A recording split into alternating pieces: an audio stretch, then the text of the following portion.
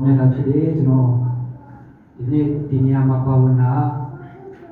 ခုနစတဲ့ချိန်ညပေါ့နော်ဒီခေတ်တဲ့နေ့ကအချိန်ကိုဆိုတဲ့ချိန်ညချိန်ညမှာတခါလေးနဲ့နှုတ်ကပတ်တော်ညခွင့်ရတာအထူးပဲကျေးဇူးတင်တဲ့ဆိုတော့ပြောချင်တဲ့ဒါဒီနေ့နော်ဒီမှာလူကအရန်နေတယ်သို့တော်များလေးပဲဒီနေ့ဒီနေရာမှာရောက်တဲ့အခါမှာအရန်ပဲ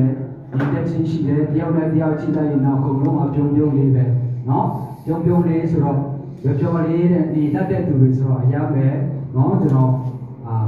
နေတဲ့ချင်းခံစားရတာဖြစ်တဲ့ဘာလို့လဲဆိုတော့တခြားနေရာတွေမှာဆိုတော့လူကတော့အများများတယ်သို့တော်များလေးပဲဒီဖက်ခုံကဟိုဖက်ခုံကိုမျက်စောင်းထိုးလိုက်ဒီဖက်ကလည်းဟိုဖက်ခုံမျက်စောင်းထိုးလိုက်နေပေါ့နော်ဒီလိုမျိုးတွေအများကြီးရှိတယ်သို့ပေမဲ့လည်းကျွန်တော်ဒီမှာကြတော့အားလုံးကပြုံနေတဲ့နေရာတာဖြစ်တယ်ဆိုတော့ရင်ဆုံးပြောချင်တယ်ကျွန်တော်ကတကယ်ဆိုတော့ဒီနေရာရောက်မှ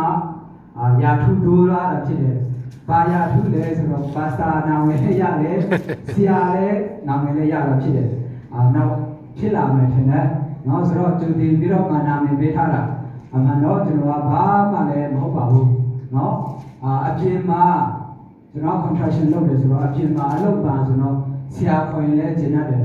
နော်အပြင်အလုပ်မှာဆရာခွင်လဲကျင်ရတယ်ဘာလို့လဲဆိုတော့ကိုအလုပ်ကိုကောင်းကောင်းကျွမ်းကျင်တယ်လေကောင်းကောင်းကျွမ်းကျင်တယ်အလုပ်တတ်တယ်ဆိုတော့ဆရာခွင်လဲကျင်ရတယ်ဆိုတော့ဟုတ်ပြီဒီနေ့မှာ